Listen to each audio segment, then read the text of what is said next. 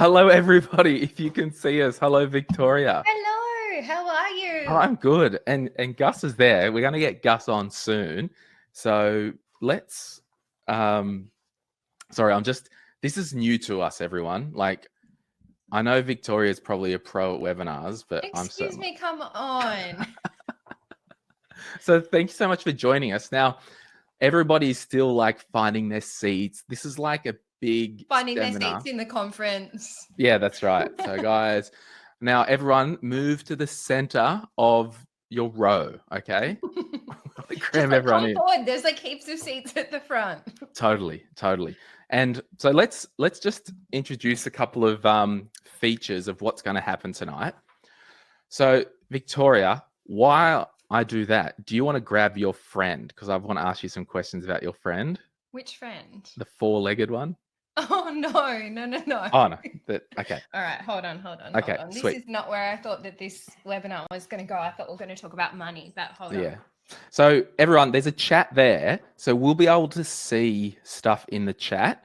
And all right, I'm back. Hello. So we're going to try and make this hangout a bit, like as interactive as possible. And it's going to be... I feel like I'm really... Yeah. Yeah, no, this is... Anyway, sorry. Hi. No, that's right. Hello. You're back. So yeah, there's a chat down the side. We're going to... Let's actually... Oh, everyone's just going. I know. Hi, Jasmine. Oh my gosh, yes, Sabrina, my cat Hannah. is also giving me. Hi, Tim. Hi, Adam. I just clicked into the chat. It's actually going wild. What are you guys even talking about in Everyone's here? just saying hey. So hello, everyone. And this is actually new to us as well. So yeah, no, everyone can give us completely new. So I think we're a little bit disjointed, but I'm actually really excited about it. The platform is very cool. And a couple of names in this list that I know have questions coming up later. So I'm excited about that too, Glenn. Totally. So let's we'll get started in a couple of minutes. People still finding their seat. Isabella is definitely here for the kitten content, apparently. Well, Isabella, Chloe said your cat is so cute. Yeah, I know. Look, hold on, guys. Okay, bring the cat up. Look! Oh, so this is Henry. talk to me. How old is Henry? Henry is 10 weeks old. Right. And what's the other one's name? Bailey. So Bailey and Henry. Right. And they're becoming best friends, but they're not here yet. Well, happy Mother's Day, Victoria. Thank you. Mother Thank you of so kittens. I didn't think this guy would get a cameo, but all 800 grams of him does. Wow. So, little Baba. What's her super balance like? Oh, it's a boy for the record. Cool. And he doesn't have super yet because he needs to be 14 years and 9 months to get a job. But right. Cool. And Jess just asked, what type of tea am I smashing tonight? Well, I'm smashing a peppermint tea. Oh, no, licorice tea. You always drink licorice tea. I know, I love it. It's like the most disgusting kind. No, and what are you smashing? I have an English breakfast with oat milk. Right. Okay, so I think most people are starting to find their seats. So let me have a look over there. Now, all right. I'm not on a MacBook. I'm on a Windows computer, just for the record. You won't catch me with my MacBook when we're talking about this, but no, I don't have a MAD set up like Glenn. I'm really sorry about that. These comments are like reading the reviews of your podcast. You shouldn't do it. No, I shouldn't do that. So this is what's going to happen. So everyone could probably see Gus's image in the center of the screen. So we're going to say hi to Gus in a moment. And then we're going to... So what happened was, because my personality is shoot first and then aim, we kind of said, let's do a webinar without choosing the correct tech platform, okay? Yeah. We were really so we had a heap of regos. So thank you to everybody who registered through the first platform. And then we found Webinar Jam, which we're using now. And then we couldn't just send out a live link. So we had to get people to re-register. So we're here now. So all that to say, a heap of you sent in questions that Victoria and I spent an hour this afternoon kind of distilling. And we kind of looked for a couple of things. Number one, we looked for themes that were coming out of the questions. Okay. So we saw a couple of themes. And then secondly, we picked a handful out that we thought would be good talking points. All right. So what we're going to do is we're going to do an interactive poll as well. So got a couple of fun questions. So so the first kind of half of the night, we're going to do an interactive poll to see what's most important to everybody. We're going to chat about the top 2 things that come up, which we won't know. And then we've got some questions that will kind of kick us off. Then we'll have a bit of a break and I'll go and get another glass of water. And we'll throw back to Gus as well. Go back to Gus, which, guys, I'm just reading the comments. Yeah, there's and a Claire few. says, who is McSteamy in the middle? So Gus. And then we'll go back and do a heap of interactive stuff after a little break, a break with Gus from ShopBack. And then we've got a heap of questions and we will do some more ShopBack Q&A because there's been a heap of questions coming about ShopBack that we want to answer as well. So what about we get Gus to appear? Oh, there he is. You are. Guys, it's fake news. There's no McSteamy here. It's literally a grey-haired dude in an office. That person. We knew. It's okay. I was just going to play along with it. There you go. Thanks so much for having us. Appreciate it. No worries. So I just wanted to say at the outset, thank you, Gus and the team at ShopBack for helping us put this on, because after we registered it and realized how much it freaking costs to have webinar software, we thought we needed an event partner. So thank you so much, Gus. Now, I wanted to, so your role is the national dude for ShopBack, is that? That's like a very technical title you've just given me, Glenn. Yeah, it's I'm the country country manager for ShopBack Australia. Correct. Yeah. Yeah, perfect. So I want to ask Victoria. So, and we will get into some more deep stuff about ShopBack, but I didn't really know much about it. I'll be completely honest. So I did some investigating, and the results are pretty wild. So what's your experience with ShopBack, Victoria? I think it was like, Victoria, do you use ShopBack? And I was like, are you kidding? You haven't heard of ShopBack? Our community is obsessed with ShopBack. I think that's an understatement. Given we talk a lot about spending and saving, ShopBack kind of comes front to mind, especially because a lot of our community are trying to like balance things instead of going, no, cut that out of the budget. It's more like, all right, I really want this. It aligns to my values. It aligns to the things that I want to achieve. How do I purchase it for the best possible deal? And ShopBack is often coming to the party. In fact, recently, I think it was actually a couple of months ago, like I've been on this train for a long time. They had a Lululemon ShopBack and it was like 30% off or something, or 30% back. And I went wild and like shouldn't have, but like that's okay because I got money back. So I was making money, right?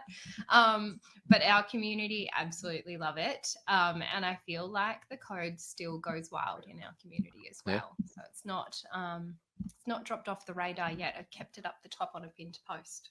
Nice. Love it. Now, Gus, if we can be real, I didn't really know anything about ShopBack. And I've got, you know how you've got like different group messages on your phone or WhatsApp there's one group message that I've got. There's a couple of gals in there. There's a couple of guys in there. Mm-hmm. And I text, hey, does anyone use ShopBack? And then my friend Karina's like, yes, oh my gosh, yes, I do. I'm like, okay, do tell. Like, and she sent me a screenshot of the hundreds of dollars that she saved. I think because you can log in and see your account or whatever. I'm probably butchering your brand here, but and then I'll do that later. Don't worry, mate. That's right. Yeah.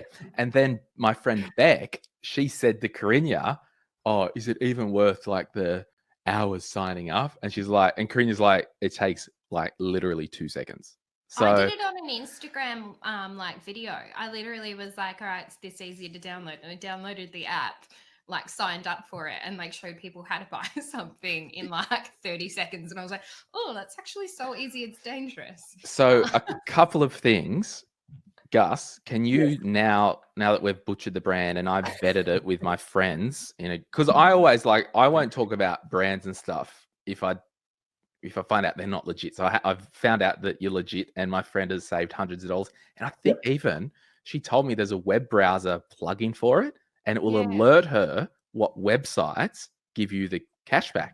That's called Honey, for the record, for everyone playing along at home. That's one of our competitors, but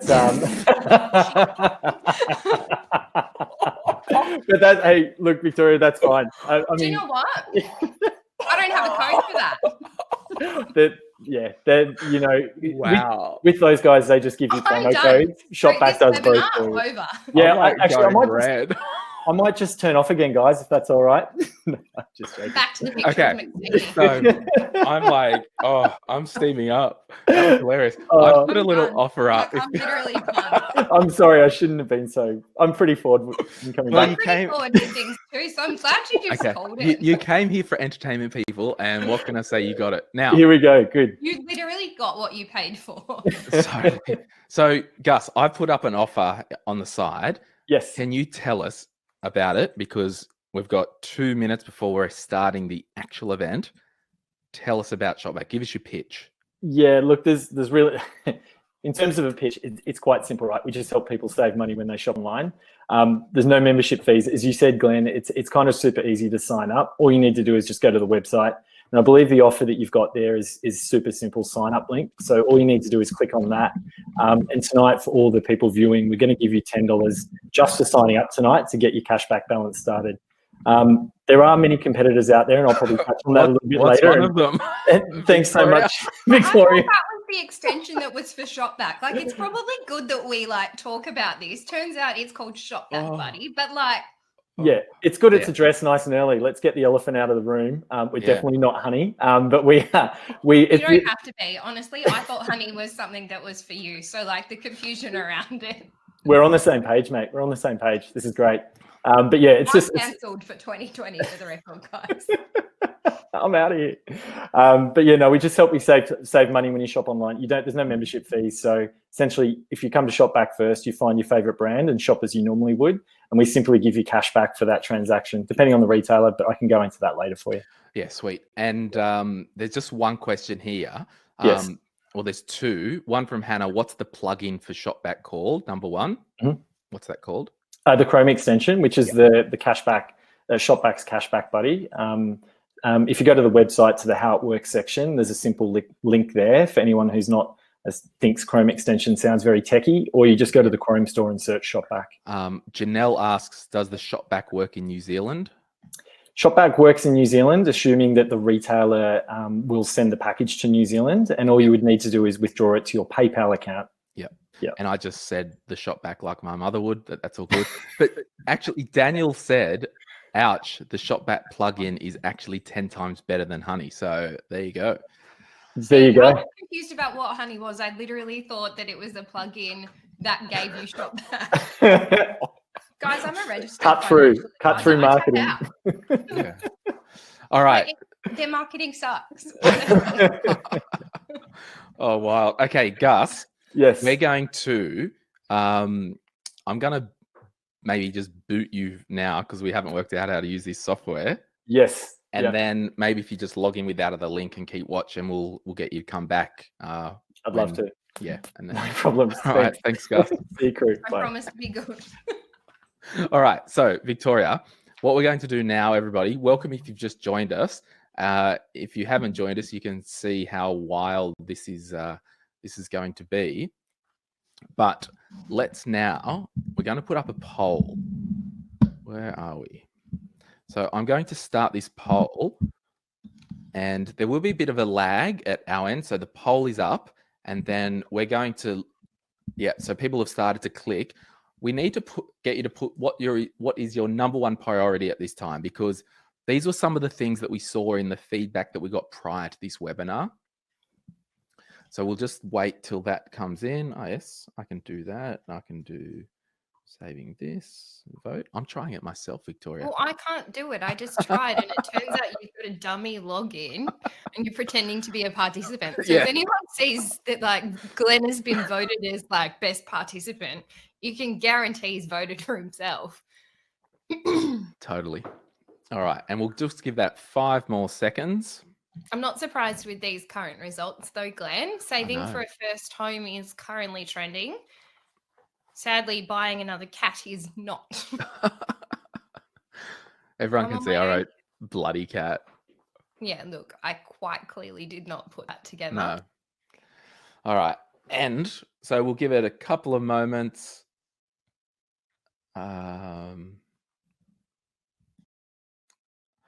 Couple of moments. Do you feel embarrassed? Look, I feel slightly embarrassed. Do I'm you know not the going to weird thing lie that I is know there are when, like, 2,000 because how people many watching me times, right like, now, and I you're, screwed up, but like, YOLO. how many times do you like interview people on the podcast and you do that? You always talk to people about their competitor and you can just cut it out. Look, I actually haven't done that on the podcast. Oh, really? 'cause I feel always like do it. I do my research and we don't do many interviews. Like we should do interviews soon, but Totally.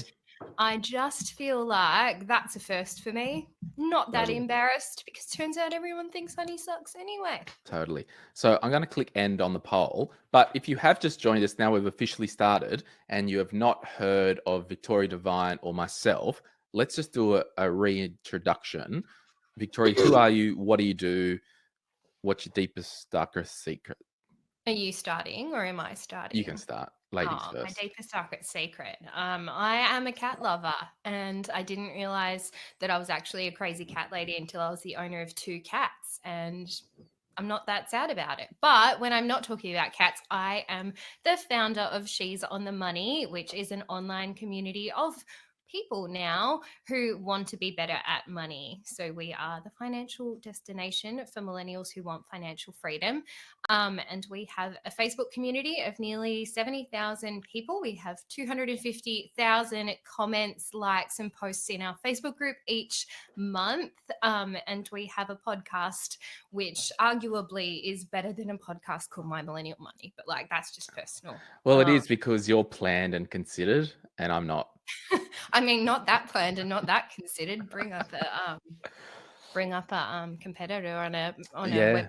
So that's fine. And just to address this, Daniel, yes, my new kitten is a Tonkinese. There we go. All right, thanks, I'm Victoria. here for the cat questions. I just think this should be a cat webinar. Totally. Now, my name. Why am I saying my name? It's Glen James. I was a financial advisor for over 12 years. I was sick of that. I wanted a new challenge. I had a podcast on the side as a hobby. Before I knew it, we turned it into a full-time thing. We've got a Facebook group with 5 people in it, not a million like Victoria. You have more than 5. You're still in 5 figures as well, so calm down. And then and arguably a better setup than me. I can see my video, it's grainy. Look at his mad setup in the background. Yeah, but like, oh no, not showing off. Look at my mad podcast studio. It's because I've had to make tech my hobby because I don't have a hobby anymore. So yeah, we run a podcast called My Millennial Money, My Millennial Property, My Millennial Career, My Millennial Money Express, and Gen Z Money. I think. Yes. And yeah, we're having a lot of fun and we're here to help everybody out where we can.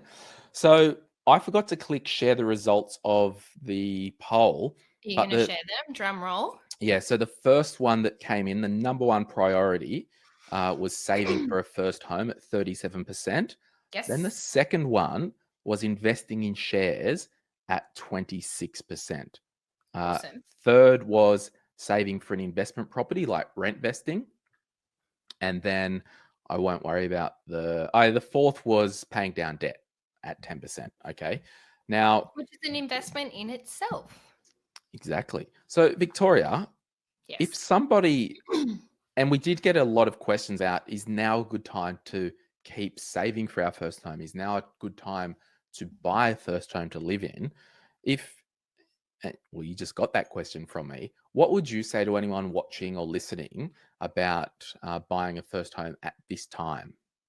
I think it's an interesting concept because there's a lot of opportunity in the market at the same time as there being a lot of disadvantage in the market.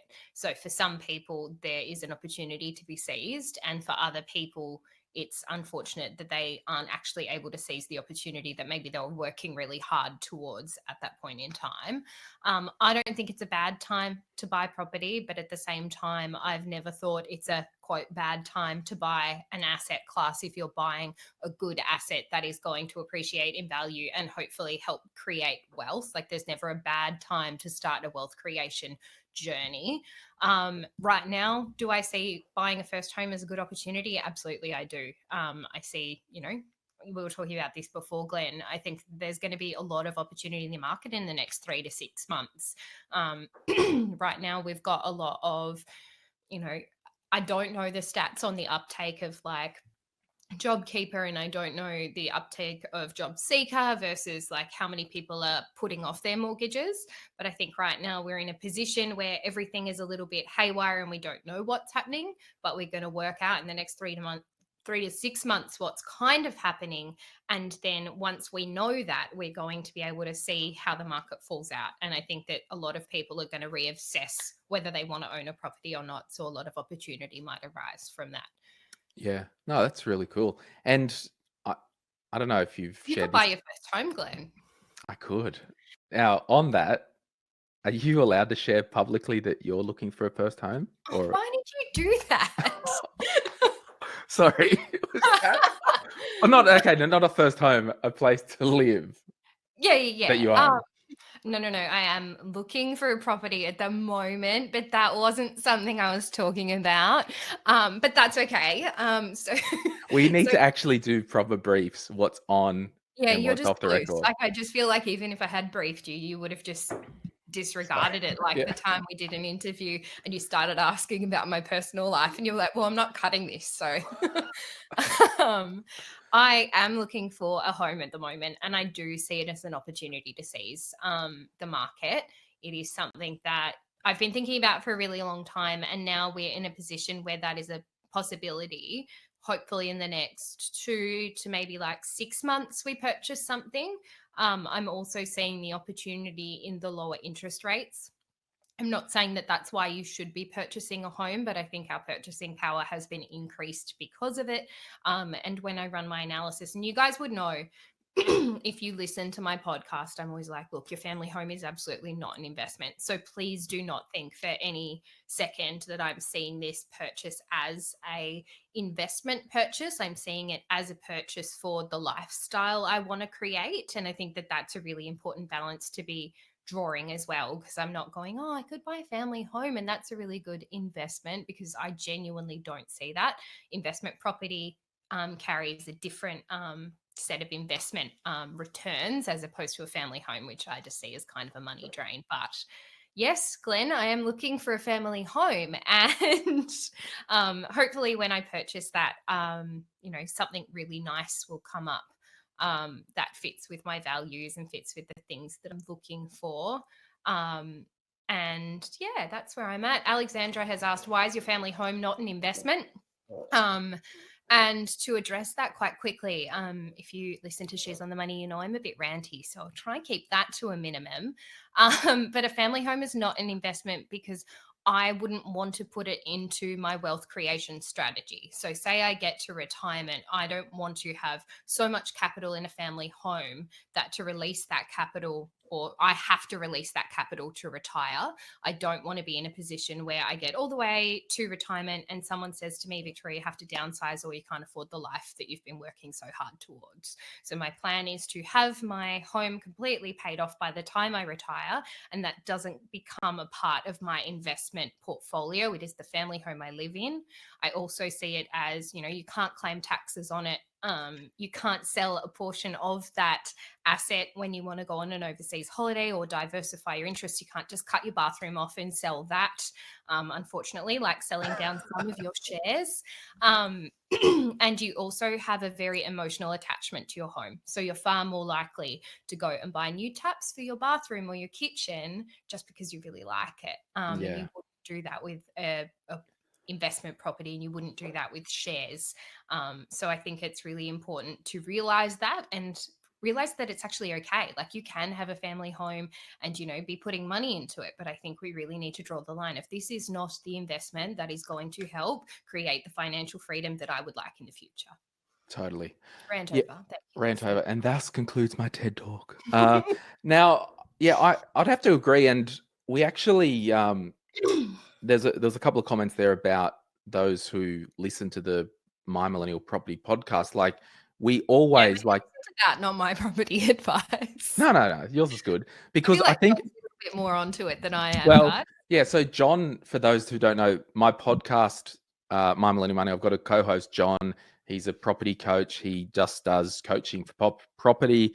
So his whole thing and my whole thing and Victoria's whole thing, what we're saying is you've just got to get your strategy nailed first. Okay. So I think at this time, buying your house to live in, let's have a look at some facts. Number one, are we still in work? Okay. Yes. We'll assume we're still in work. Two, does the place that we want to buy, is it actually affordable and within our budget? Like if you've got an income of $72,000, including superannuation, it's likely you're not buying in the CBD of Melbourne or Sydney. Okay, that's just the facts. Maybe you're buying a car park. Maybe you're buying a car park. So I guess what I'm saying is, I think for your principal place of residence, it's actually okay to continue to execute your strategy because you should want to plan to live in that, I believe, for at least 5 years. And if that's the case, just still do your due diligence. We're not just going in and getting ripped off or getting house fever and buying something we can't afford or buying something that's overpriced because we get emotional. And I just think it's, if your situation hasn't changed, as Victoria said, interest rates are actually not getting any cheaper. And I think my old man said to me when I bought this house that I'm in now, because my studio is now in my garage, because I wanted to shorten my commute, he said to me, borrow much as possible. Interest rates aren't going any cheaper. And that was at 5%. So yeah, I think if that's part of your goal to buy your house to live in, my Apple thing was just talking to me. Well, I wasn't, so. Hang on, I've just got to turn that off. Hey Siri, stop. Did that work? No. Maybe you should go unplug it. Hang on. Talk among yourself. Talk amongst yourselves. Hi guys, it's just me.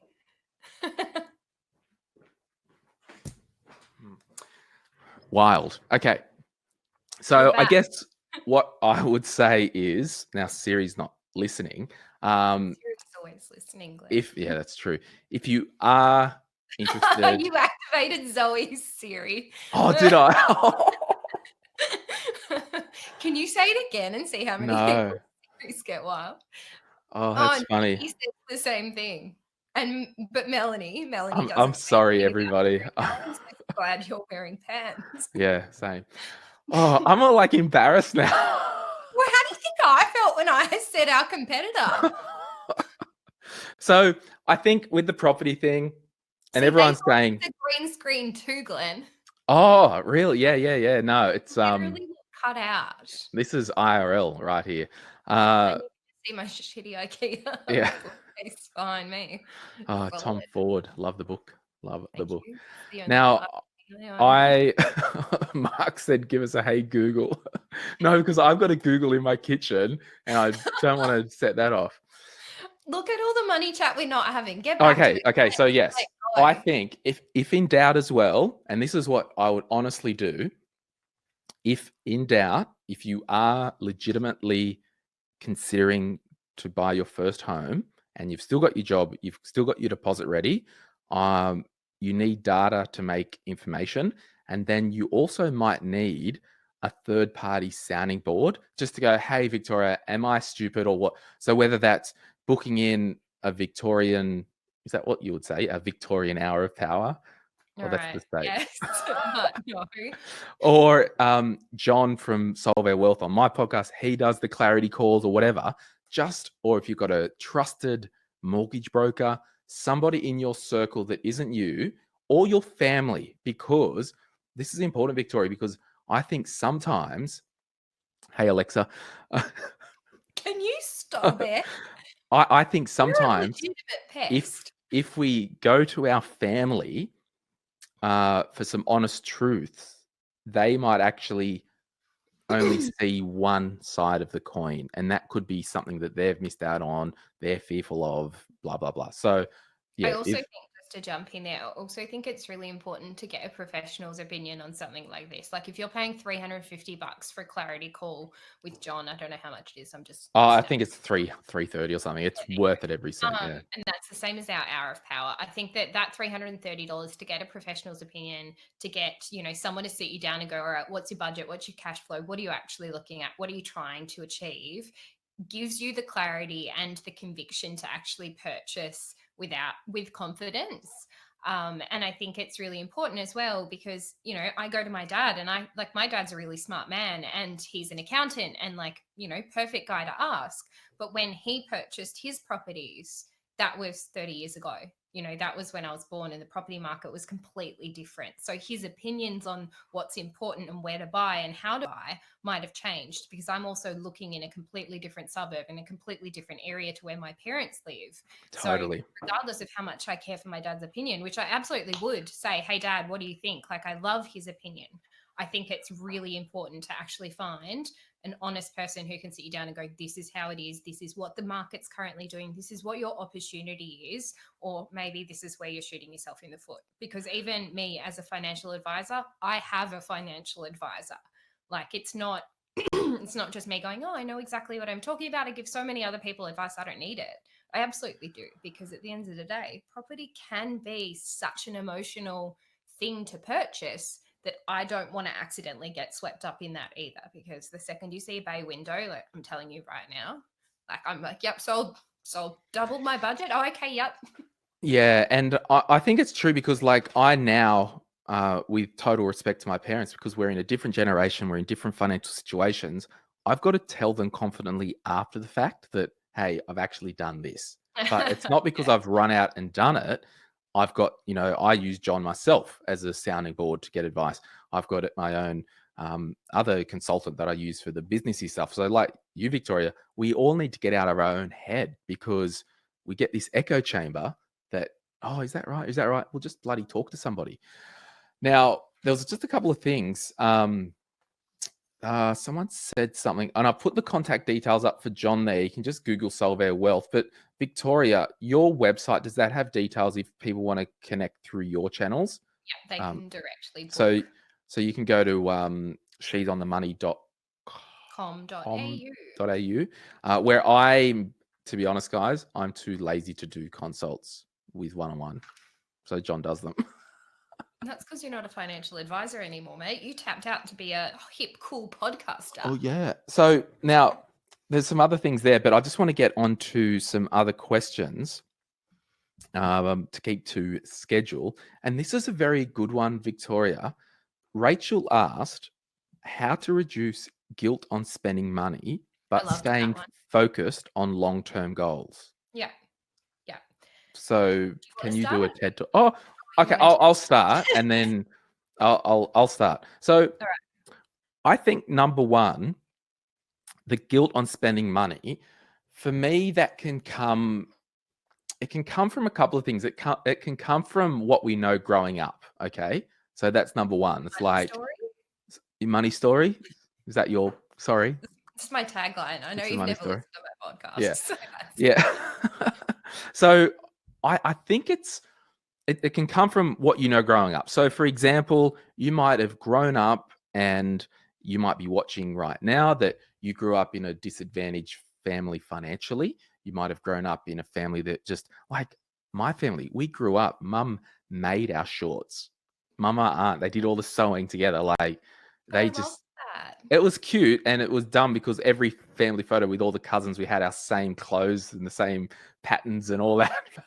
You know, we had exactly the same. Yeah, home haircuts. Like it was my little sister and I wearing matching pink tartan outfits with totally pink vests and pink bows that were like this big. And if any of my friends from childhood remember me, I'm known for my bows because my mum wouldn't let me leave the house without one. Totally. And I think so that's like, and as well in that era, interest rates were probably really crazy. So we can sometimes feel guilty to spend money because it's not within our makeup or not within our vibe growing up. So that's kind of, I think, one thing. The other thing in terms of staying focused on long-term goals, Victoria, she's coined the thing, have your bloody money saga or story or whatever you call it, where mine is, I try and live my life to have, we've got two eyes, most of us, have one eye on the now, but one eye on tomorrow.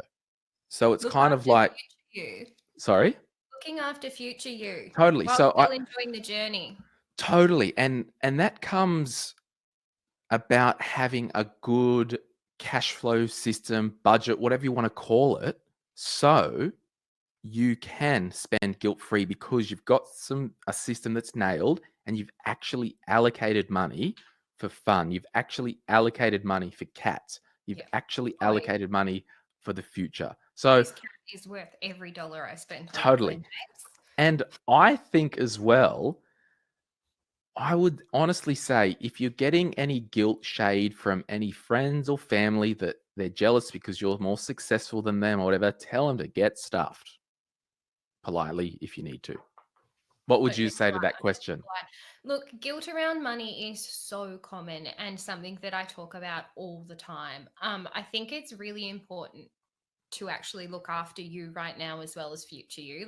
We can talk about it till the cows come home, that you should be investing for the future, you should be saving, you should be spending less than spending less than you're earning. I nearly messed that up. And you should really be putting future you first. But I think that if we deprive ourselves of things, when we actually start doing that thing, we go overboard.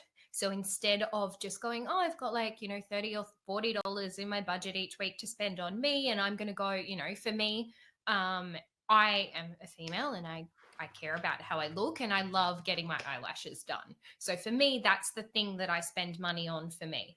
But I know that other people, if they just save and really deprive themselves of things, they end up completely blowing out. So they'll go and spend $800 or $900 or $1,000 on something that they don't need, or be like, oh, but I'm treating myself. I haven't, spent money on shopping in so long. So I just go once every 3 months and absolutely blow out. And it just doesn't make sense to me to not have good balance. So it's more about creating balance for yourself that is sustainable. So it's about looking after the journey, because no one is we're going for this destination. But at the same time, why get to a destination if you didn't enjoy the journey and the stories and the memories and the things that you can create along that time frame? So for me, guilt around spending, it exists. It can have something to do with your money story. If you grew up in a family where money was really tight, you might feel a little bit sick when you start doing your budgeting. There might be a knot in your stomach that you can't really explain. Whereas if you grew up in a family that had wealth, maybe you're in a situation where, you kind of don't care about budgeting, but you found yourself with a credit card, and that also doesn't make you feel very guilty because you're like, well, money comes freely. And you've just got these underlying thoughts, behaviors, and beliefs around money that you didn't have, that are just ingrained in you. And I think that that's okay. But to remove the guilt, I think we have to effectively budget.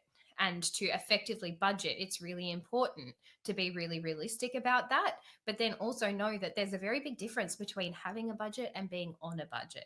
Having a budget means that you just know where money is going and you're really comfortable with that. And, that $40 each week is the $40 you've allocated for you to blow.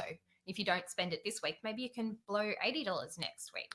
Totally. So I think it's really important to have that balance and realize that there shouldn't be guilt around money.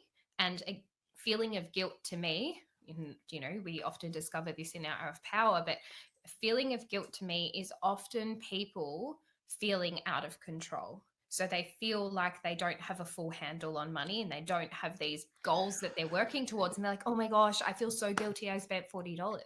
Yeah, I think that's... I can't explain it because they don't actually have these goals they're working towards. They just feel bad about the money that they're spending in the here and now because they know they probably should be setting some goals. Yeah, I think as well, a lot of people have a lot more money than they think they do. And then they find out once they get a good spending plan in place because they get some structure. Now, just quickly, we've got 3 minutes to... Because I told ShopBack, our wonderful partners, we can get them back in around 9 to have a bit of a chat. So maybe, Gus, if you... Yeah, let's just... Gus, if you can give us 5 minutes before you jump back in, I want to just talk about the second most important point that people ticked they were working towards. And there's some questions in there about shares, but also there's a question from Jasmine. How do you balance investing and saving for a home? Yeah, that was amazing. So I think, Victoria, if you started about the most popular point about investing, do you want to say a couple of words on that? And then the most popular point about investing. Sorry? What do you mean the most popular? Oh, like, sorry, the investing was the second most popular point that people were looking towards. So do you want to say a couple of things about investing? Because you did an episode as well in season 1 of yours about investing. Oh, you read the topics? That's nice. Yeah, I just had a look then. Oh, thanks. What did you give? What can I say? I think it's actually a really funny balance because people are often like, oh, should I be saving or should I be investing, or should I be, saving for my first home, or should I be investing in shares? And it's all about values and balance. So like, I think you can be doing both. And at the end of the day, I say this all the time. So if you are a She's on the Money listener, you'll be like, Victoria, you broken record. But I think that we can have everything. We just can't have everything all at once. And we need to be in a position where we go, all right, well, if we want, like, we've got these goals, and one of my goals is investing in shares, and my other goal is to buy a family home. We need to put some, and I talk about SMART goals a lot. So we need to put some SMART goals around it. Like, when are we planning on achieving these things? How are we achieving these things? Like, what is the time frame around this, and how much am I going to contribute to it? So if you've got like an additional cash flow of $1,000 a month, that's $12,000 a year. Like, are you putting $6,000 towards each goal? Or are you putting $10,000 towards saving for a home because that's your shorter term goal, and $2,000 towards investing? So I think it's more around setting realistic timeframes for yourself that you can actually achieve, but also working out what you actually want to do. Because I think too often people are like, oh, it's one or the other.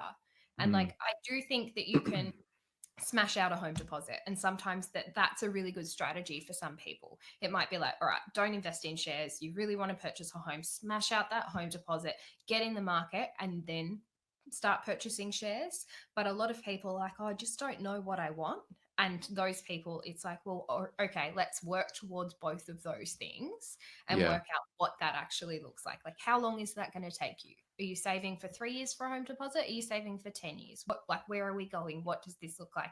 And what do you want to achieve in that time? Yeah, totally. And I think for me personally, when I bought my first home to live in, because the home deposit's such a chunky, big bit of cash, I actually didn't really put any money into an investment portfolio or anything like that, because I wanted to get that big rock sorted, because I can cash flow my investments on a monthly basis. I can put $200 a month, I can put $2,000 a month, whatever I want. Anyone can put anything each month into their investment account, but it's just hard to get that big chunk. And realistically, you might need 30 to 40 grand saved in cash if you don't have parental guarantors, and we can't go into that. Or we might later at the end. But well, actually, we've got to bring Gus back. Yes, we've got to bring Gus back. Saying, bring Gus back, the silver fox McSteamy, and can you give us some more ways to get the most out of ShopBack? So I just feel like totally.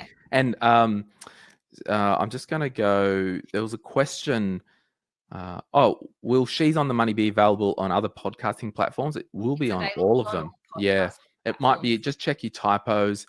Someone asked the correct amount of money to, and Gus, if you want to jump back in as a moderator, someone asked the percentage amount to allocate to your home deposit. The answer is as much as possible. But I'm probably not allocating much money to my home deposit until my consumer debt is paid off. Absolutely. So your credit card, your home, not your home loan, I don't know, all your other bloody Afterpay and all the consumer debt. Like, even if you have this really sexy looking home deposit, you go to the bank, they're going to cut your learning or your ability to borrow's capacity down completely because you're in a position where you have consumer debt. And obviously the bank doesn't really like that. So for us, and I think Glenn agrees with me here, paying off consumer debt is an investment in itself. Totally. Absolutely. Now, look, it's McSteamy. Hey, Gus, quick question. Yes. What's your status, mate? Status. No, don't answer that. No, we've got to be professional. Sorry. I've got to say, I reckon all the McSteamy comments are just my staff trolling you. So Yeah. Oh, I'm not gonna okay. take- Right. Yeah, right. I'm not going to take Okay. it. Yeah. No. I'm No, just sorry. does Claire work for ShopBack? Possibly. I Or Honey, who knows? Who knows? Yeah, Victoria? I don't know. one of them. One of the other. one of them. So, okay, sorry, I Alright, forgot yeah, that you've got to be professional when there's like proper adult stuff going on. So, okay, so Gus, thanks for coming back. There's a heap of stuff in there about ShopBack. Yeah. Now we're gonna get you to have a bit more of a chat. Then we're gonna play a video, and hopefully you can talk over it if you need to. We'll only go for a minute, people, and then we'll get back into some interactive polls and questions after this. So, Gus, you may have seen some of the chats there about some of the comments about ShopBack. People have already signed up already. Awesome. Yeah. So I might just hand it over to you. Yeah, awesome. Thanks. And really interesting conversation to kick off with as well. I think just by way of introduction, guys, if you've just joined, I'm Angus. I'm the country manager of ShopBack Australia. Definitely not McSteamy.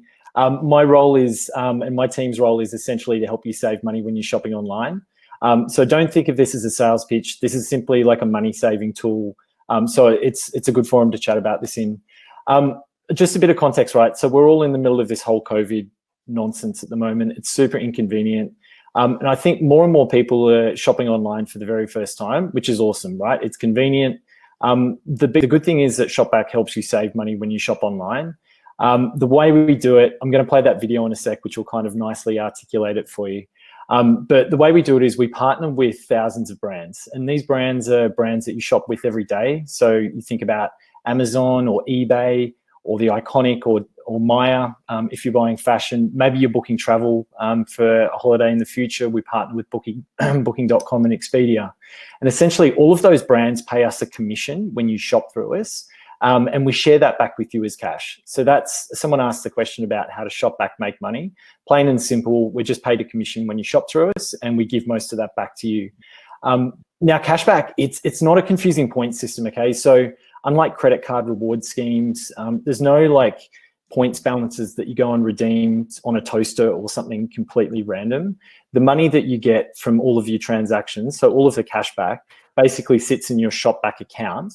And you can withdraw it to your bank or to your PayPal account. They're the only two ways that you can use cashback, right? It just comes straight back into your pocket.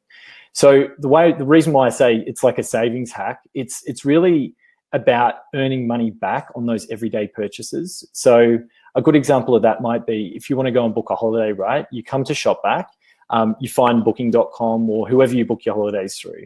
And what we do is we track how much you spend.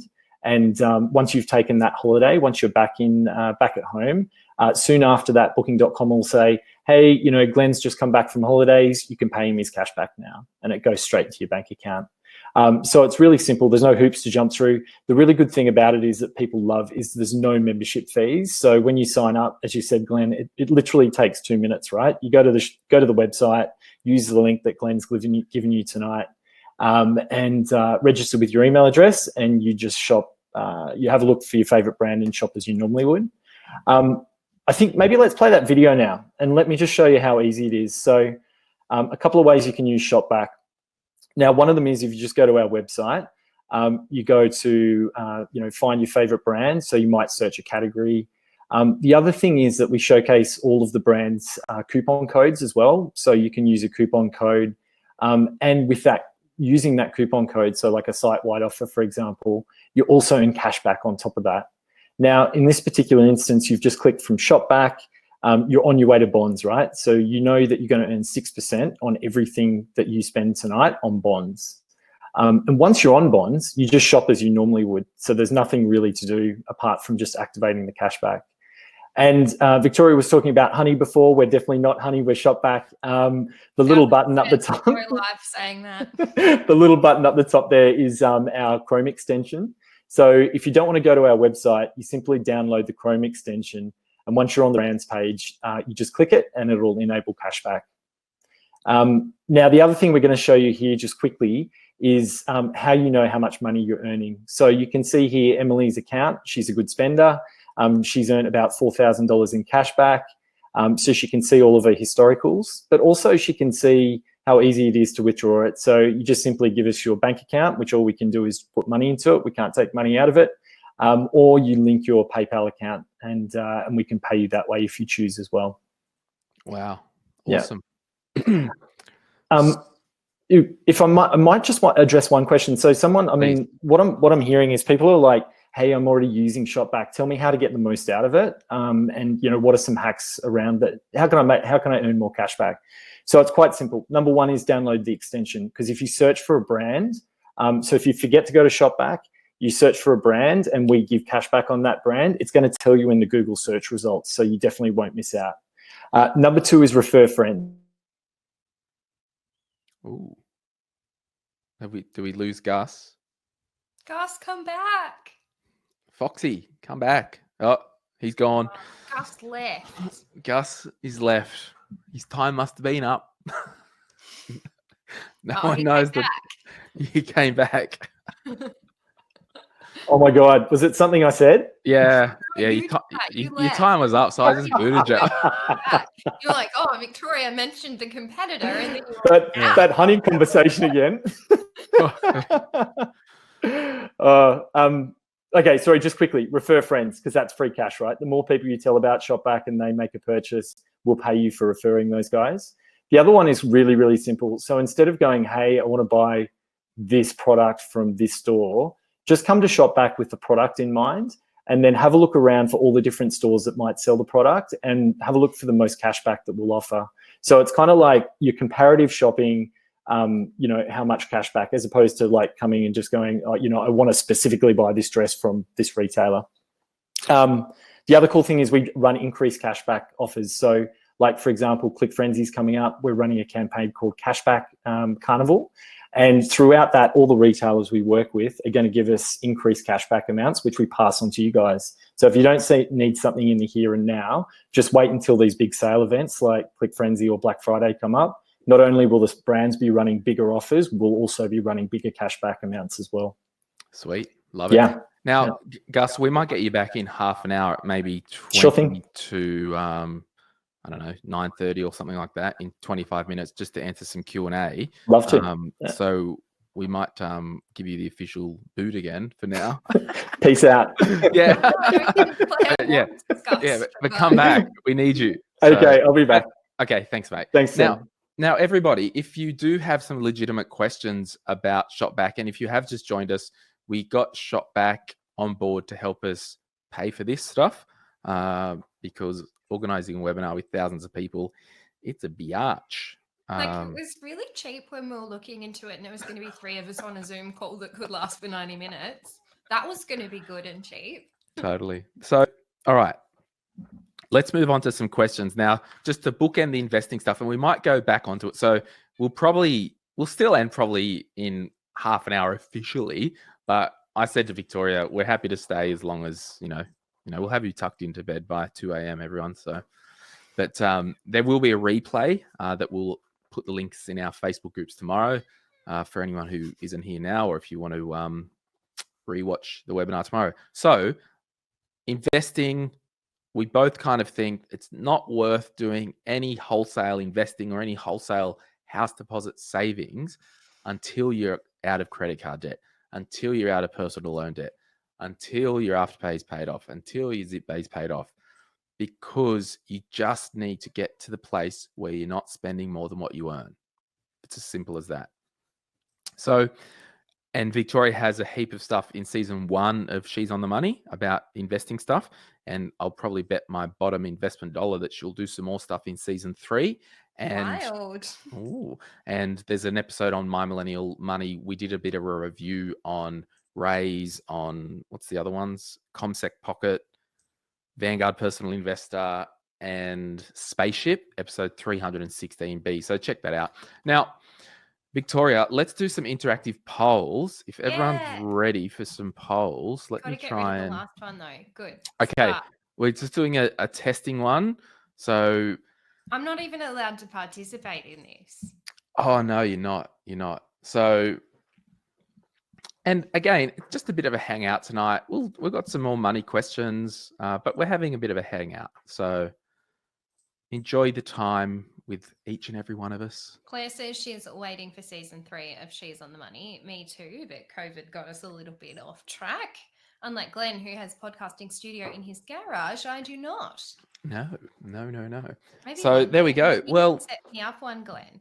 sorry. Maybe you can set me up a podcasting studio in my garage. Totally. I have to get a garage. All right. So it looks like red wine is the winner. So I'm going to end it in 5, 4, 3, Glenn. 2, 1.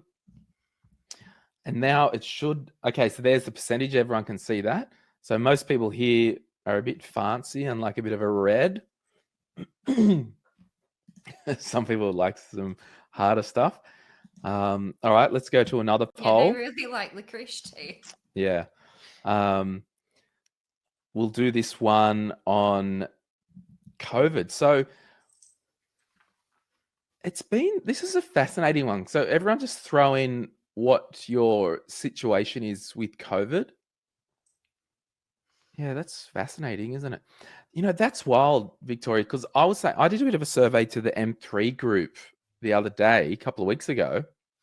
Mm-hmm. And I've been telling people, I think there's around 70% of people that have had actually no change to their financial circumstances. Which is really cool. It's amazing. And I don't want to take away from the fact that there are legitimately people that have lost income.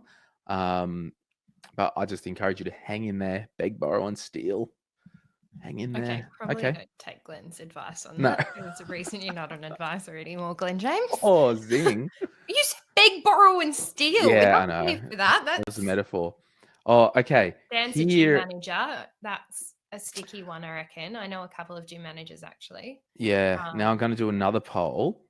And this is just so all of you sticky beaks out there can just have a bit of a look to see how you're comparing to the group of us here tonight.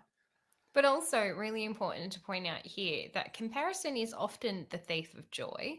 It is. And regardless of what other people are doing, I think that we need to kind of own our own situations. Like our journey is our journey, not someone else's. And, you know, if right now I can see that 16% of people are sitting between $50,000 and $100,000 in savings. Like if you're in a whole heap of personal debt, like that's obviously unachievable for you right now. And you really should be smashing that personal debt down. But like you're on a cool journey too, and you don't know where they've been or even where they're going. So important. All right, I'm going to end this poll. If you don't get in fast, we end the polls. Oh, I'm not even allowed to vote, guys. Oh, there we go. They blocked me. Yeah, exactly. So there you go. If everyone can see those answers, where do you stack up? How many people are voting, Glenn? How many people are online? Oh, there's well over 1,500 at the moment. So there's a good size group here. It's impressive. So there we go. And I'm going to do one other poll. Where is it? Here we go. Did you do the age one? No, I'll do that after this one. All right. No, that's a terrible one. Did you actually replace the S in beast with a dollar sign? Yeah. Guys, I didn't have anything to do with these options. I feel like this is so off-brand for She's on the Money, and Glenn's just reveling in it.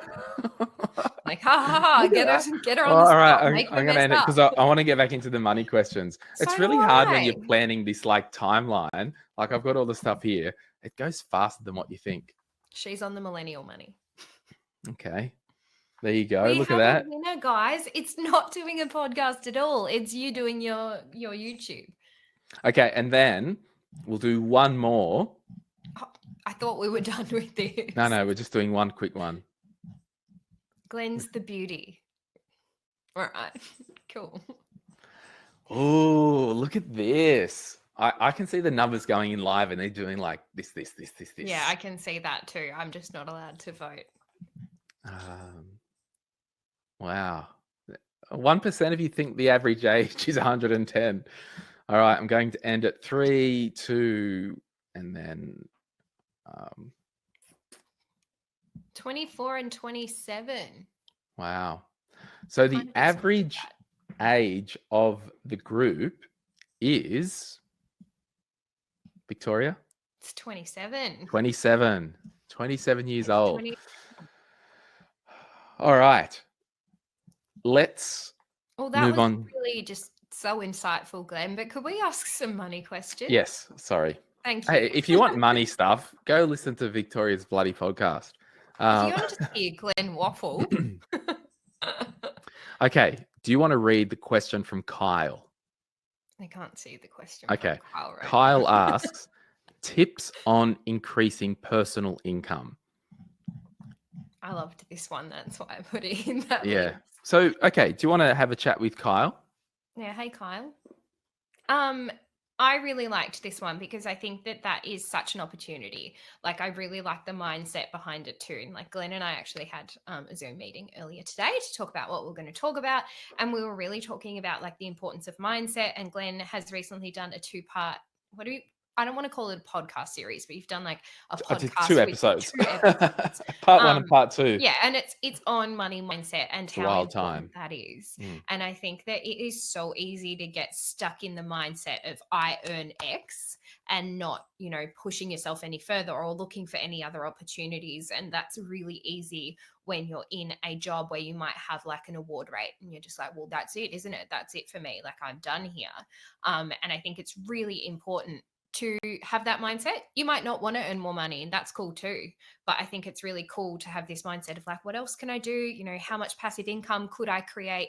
And there are so many ways to do that. So like, you could start a side business, and that often feels like a really big commitment. One of the most important things that you need to remember, though, is your side business does not have to become your full-time job. Like, that doesn't always have to be the goal. It could be just a side thing. It could be a side hustle. And I know Glenn is friends with her as well, but our friend Emma from the Broke Generation is such a promoter of Glenn. What does that mean? Yeah, just take that back. I don't know. But Emma is such a promoter of your side hustle not having to be your full-time job. And she does all of these really cool side hustles. And we did a side hustle podcast where I swapped our money diary with an interview with her because I just thought it was really, really important to get that message across. So you could start a side hustle like Emma does cat sitting. And you could do something like that before or after work. Like, you could take up, right now it's probably not a great idea to be like, oh, Airtasker, Uber Eats, Uber driver. But there are so many options online. Like, you could even get on Airtasker right now. There are so many people looking for copywriters who can write copy for emails or copy for a blog or something like that if you have that skill. I also know our community are really crazy on doing online surveys and research projects where you sign up and they call and say, we'll give you $200 to participate in this study. And I think that that's quite cool. I would do the online stuff, but I'll do it in like incognito mode on Chrome. But just on the side hustle. It's cool though that opportunity exists. And like, I Absolutely. have a client who does medical transcriptions. So she has found an online job where she just does it in her spare time, where a doctor talks into like a voice recorder and then she types all these notes out for him. And I think that that's quite cool. But like, there is so much opportunity when you start looking for it. You could start a podcast as a side hustle. You literally could. I did. Same. Oh, She's on the money. It's not my full-time job, guys. okay. So I forgot to tell people it's not money related. I'm going to give her a plug because she's put so much bloody effort into it. Hannah does a podcast called You to You, You to Me, You to Us. And it's about sexual and reproductive health. It's really cool. It's just she's a 29-year-old doctor. She works in sexual health and it's amazing. Love it. Now, just on the side hustle thing, funny that just this is not the easiest side hustle to No, start, it's not. though, It's Glenn. bloody Like, hard. that's I actually probably started not a great writing some suggestion. points today to do a fresh episode on side hustles, but I actually believe you want to do a side hustle with strategy and intention. Okay. So Yep. either one, I've got a short-term goal of I want to buy a tattoo sleeve on my arm. I need $1,200. I'm just going to smash out a I'm just going to smash out a side hustle, pay for my $1,200 sleeve, and then get back to life. Or I've got a mess of debt. I'm just going to smash out a side hustle, clean up my debt. Yeah. or I've got a passion and I want to do something to make some income on the side because it's my passion and hobby, which is photography. I'd shoot the odd wedding because it's a passion. Or I'm just reading comments as well. Yeah, so am I. Ina says that she's got a side hustle business doing dog sitting and home visits for dogs, and she also has a pet photography business. I think that's pretty cool. Yeah, and also, or you've got a passion, a side hustle, and you want that to be your main gig full time. I personally, and this is just my own mind, I don't think I would want to just do a side hustle, a mindless side hustle of, so for example, mowing lawns. I hate mowing lawns, and I'm just doing it to put an extra $100 a month in the budget or whatever, just to blow. I would only want to do side hustle with the intent of the stuff that I talked about. But that's just me only. Now, the name of that other podcast, yes, there you go. You to you, you to me, you to us. I want that podcast, and I don't make a cent from it, but there is such a good sexual health message on that podcast. It's like the amount of stuff I've learned about reproductive health. It's been, I've got a new respect for women. Anyway. You are so concerning sometimes. I know. Okay. So mad respect for that. Now, check out this next question. And it kind of leads in from the last question. Steph asks, how to save for a home on a single income? I love this. I love this. We were talking about this before, and I said, can we please have this question? Because I thought it was really important to discuss, and I get it a lot. And it's often around people thinking that they need to wait to find a partner to achieve these really big financial goals, or to wait to have a dual income before they purchase a home because they couldn't do it on their own. And I just think that that is so limiting, and you can do it on your own. You're not wrong. It's going to take a fair bit more time.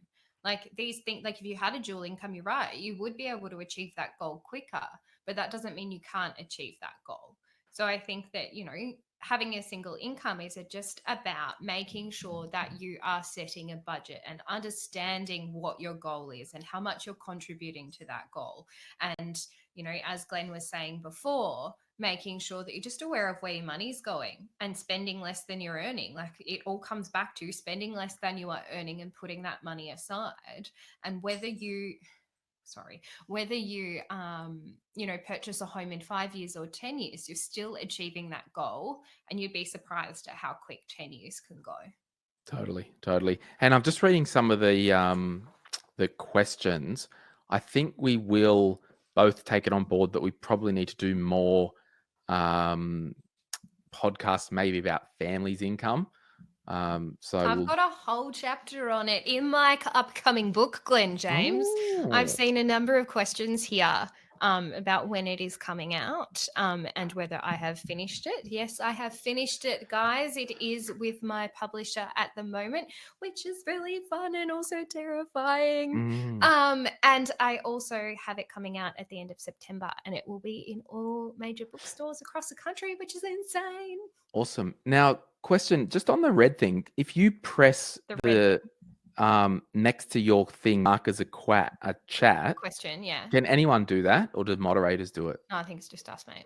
Oh, because Malika asked, guys, can we talk about money questions? Yeah, we can. Brittany has a question. I don't know, Malika, if you ticked it or someone else did, but maybe I did by accident. Maybe you did. That's highly probable. Her book will be available all over the world. So there you go. Now, yes, this is being recorded. We'll email the link tomorrow and put it in the Facebook group. Now, Brittany asks, for somebody with a $27,000 personal loan with a 9% interest rate, $10,000 in savings, whose parents have kindly agreed to guarantor a home loan, currently conditionally approved for $575 purchase. She wants to take advantage of the opportunity to get into the property market sooner than later, but fears that she should pay off the loan before she does this. How blunt do we want to be with this response, Glen James? Well, you can take 3 minutes. Okay, a whole 3 minutes of just Yes. pondering how to respond. Yes. I think it's really important to get rid of that personal debt. Like, I get that your parents are coming in to help you do that, and that's incredible. Having that leg up is something that a lot of us wish we had. But I also think that if you are in personal debt, you need to prove to yourself that you're able to service a future loan. Like, if you're going to take on a home loan, how do you expect to be paying off that home loan if you are currently spending more than you are earning? Which is actually the outcome of personal debt, isn't it, Glenn? Like, at the end of the day, like, you get into personal debt for one reason and one reason only. It's because you have spent more than you have earned.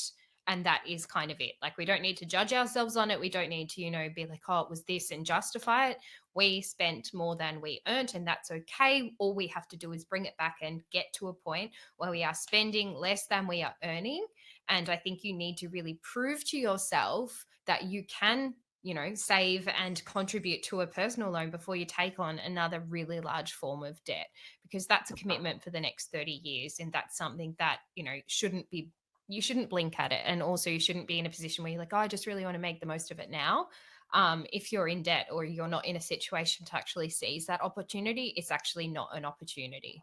Yeah. And I think it's important to note that by getting your parental guarantor, it doesn't actually make the loan amount any less. So you realistically, if your parents weren't available to get the mortgage, you couldn't get it anyway, likely, because you obviously at this moment can't afford it, which is not a bad thing. It just means you've just got to clear up that debt, because you don't want the house purchase to become a curse, because it should be a fun time. It should be a blessing. It should be really amazing, but you don't want to get bogged down with debt. And and Mark just said the home alone you. Yeah. Yeah, and a parent guarantoring your loan actually just means that they are putting down a guarantee that says if you are unable to pay it, they will. And I think that it's really important for you to prove to yourself that you will pay it, because as much as it's really nice to have a parental guarantee, yes, it really helps you sometimes. I think it's also really important that if you're going to take that from your parents, you don't put them in a position where they end up having to pay a mortgage because you can't afford it. Totally. Like, that's not something I would ever want my parents to get into if they extended that opportunity to me. And I think it's important to note, roughly for every $10,000 worth of consumer debt you've got, so if you've got a $10,000 personal loan, there could be up to $40,000 of borrowing power that you can't borrow. You've just shot yourself in the foot for. Yeah. And if you're at $27,000, you're looking at like $100,000 that you're not allowed to borrow, at least. Yeah, totally. We might just have a quick look at some of the questions. Sarah asked, would you recommend leaving in your account post purchasing a property, e.g.? Well, I think, Sarah, what I would generally recommend is to set up your emergency fund worth of maybe 3 months worth of living expenses, and have that as a cash buffer in your life, then start saving for a home deposit. So that would mean you would at least go into the home, the mortgage would settle, and in a perfect world, you might still have $14,000. You might still have $20,000, whatever your emergency fund is, in the bank as a bit of a buffer. So Luke says, how do you get out of the habit of spending all your money on materialistic things to compensate having no savings? Well, Luke, for something to change, something's got to change. And I think it starts by having a look in the mirror and asking yourself, do you value having a strong financial foundation in your life? Do you value being a wealthy person? And wealthy, it's relative. It's not, do you value being Warren Buffett? Because no, you probably don't have $70 billion. But I wouldn't say no if someone was going to give it to me. Totally. So there we have. And do you want to just quickly answer Christy's question, and we might just get Gus back in for a final Q&A, and then we'll come back. Would we pay down personal debt before saving for a home loan? I'm 20 years old with $17,000 in debt, but also want to get a start on my home loan. Christy, I would genuinely be paying down that personal loan at the end of the day. Investment is really important, but at the end of the day, having debt is going to shoot yourself in the foot later. And, look at that debt rate as well. Like, something that I don't think people realize is when I say that paying down debt is an investment in itself, it's because, Glenn and I talk about all the time, the power of compound interest. And it is so important to be in a situation where, you know, you can harness the power of compound interest. And we show these really beautiful graphs of like, you know, over 10 years, the average, you know, dollar doubles and your money doubles. And that's really cute. But the same thing happens with debt. So you flip that chart completely upside down and debt compounds over time. So if you've got a 9% interest rate, that is higher than what I quote my clients of like, okay, like we'd love to get a 5 to 7.5%, you know, return for our investment. Like if you're paying 9%, that's above and beyond what I would want, you know, as an average return on an investment. So get rid of that first, because you're actually you're giving away money that could be invested. So the sooner you smash down that debt, the sooner you can have an investment that is making money for you. And the second that your money is making money for you, the sooner you are going to have money that just compounds over time. So I think it's really important to realize what debt actually means. It's not just I owe $17,000, because if you push that off, that $17,000 becomes $17,000 with a 9% interest rate. Or if it's a credit card, it could be anywhere up to 22, 23% interest rate. And that is crazy. We don't get investment returns like that. So you shouldn't be paying them. Totally. So we might get Gus to come back on. Now, Gus, if we can just spend 5 minutes, because there are a few other questions. So many ShopBack questions coming in on ShopBack. Sure. So if you,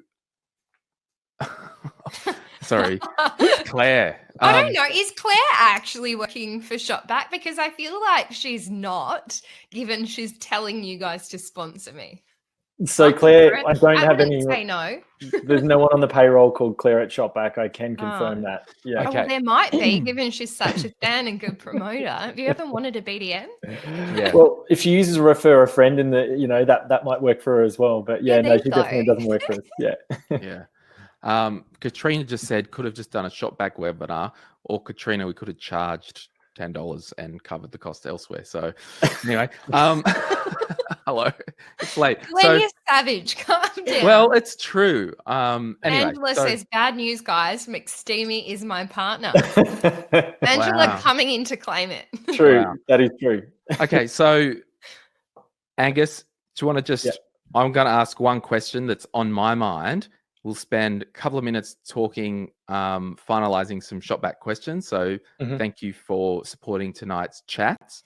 And then Victoria and I, we're happy to hang around for another half an hour and just free text answer people's questions. So don't go anywhere if you don't want. So if I sign up for ShopBack right now using the offer code, will you sell my data to Cambridge Analytica and the Ukraine? No, The Russians. definitely no sneaky Russians, and definitely no Cambridge. I think in the world of big data, and you know, everyone's concerned about their privacy, it stops with us. We don't sell it. We don't use it for any purpose whatsoever. In fact, the only data that kind of gets tracked is how much you spend, so we can give you the cash back on it. Yeah. Straight up And answer. then it's non-identifiable. It's just per user, and that often comes back to like a user code, not even your real name. Hey. Yeah, exactly. So yeah, no, we don't pass data. So just recap, how do you actually make money if you're giving If you're money giving away us to some people? sweet Yeah. money, why are you giving us money, and how are you being paid? It sounds crazy, right? And this is if I'm telling friends or family about ShopBack, they're just like, the first question is always like, what's the catch? How do you guys make money? Put simply, like, brands pay us a commission because they can advertise on radio or TV. They can use Facebook or Google. They can use all these different tools, right, to find customers. With ShopBack, they just literally they pay us to help extend their marketing message to our users. And when they do that, we don't give all of the commission back. We give a portion, in fact, most of it back to our users as cash. A little tip. So we started in 2018, and to date we've given back over $22 million in cash back to our users. So it's actually, we're not talking about small amounts of money either. That's massive. Yeah. Totally. So what are the biggest brands on the platform? The biggest brands on the platform, like the household brands that you know and love. So, you know, the really big international retailers like eBay and Amazon, all the way through to like things that surprise me are just watching what people buy from. So, there's little Australian brands that, someone might not even think are on ShopBack. If you just go and search for, it'll be there. But the idea is that we want to help you earn cash back on anything anything you want to buy online. You should be able to find it on ShopBack and earn cash back for it. So yeah, come and check it out. There's all the big usual brands, but there's also a lot of the smaller ones as well. Target's one of the ones that we've recently onboarded. So if you enjoy shopping at Target, they got awesome prices, but they also give you cash back as well. Right. And anything else you want to add, if anyone's considering, like if someone does a lot of online shopping at this time, like would they actually see some tangible cash back into their account? Yeah, a lot of it, some people say to me, oh, hey, there's only 2 or 4% cash back here or there. And you know what, that's true. Like brands aren't made of money. They're not just going to be throwing cash back around willy-nilly, right? So what I would say is though, like those little amounts add up. And at the end of the year, what people use ShopBack for is a bit of a savings account. So maybe they're using it to save for Christmas presents. Maybe they're using it to spend on a family holiday. So those little amounts do add up. But then when you think about the big purchases you make in your life, so like you want to buy a new laptop, for example. So if you want to buy a laptop, we've got Dell, we've got Lenovo, we've got all, anything you want to buy on Amazon. And quite often those big amounts, like you spend $1,000 on a laptop, we can have up to 10 to 12% cash back. So you're getting, up to $100, cash back in that one hit. But travel, like I would definitely say, like if you're thinking about booking a holiday, you might spend $500-600 on a holiday. You can get upward of $50 to $60 back as cash just for using ShopBack. And it sounds a bit too good to be true, but there's literally over 1 million people in Australia using us now, which we're really thankful for all the support. But they're using it because it's actually making a difference in their life, and it's hitting a savings account, and helping them kind of spend an extra night on holidays, or maybe go and buy something a little bit nice for themselves or a friend as well. I remember when I first heard about you guys, I was like, no, like I'm not letting them sponsor my podcast. That sounds like a trap. And then I looked into it and I was like, this is actually amazing. Everybody needs to know about this. Like I read your entire PDS, your entire website. And I was like, there has to be a trap. And then there wasn't. And it just made so much sense. Like brands are already paying for advertising. Brands are already paying to be exposed. This is just another avenue for it where the consumer actually gets money back for it. And I think that is so cool.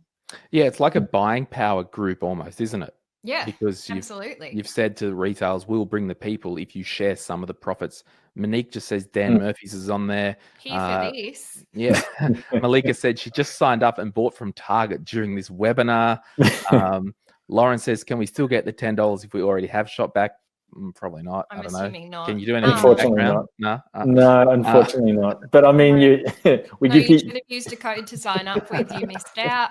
But send your friends the code, and you could get some money back. Right. Exactly. So I liked Rio's comment though. Said looking forward to using ShopBack to buy Victoria's book. Hello.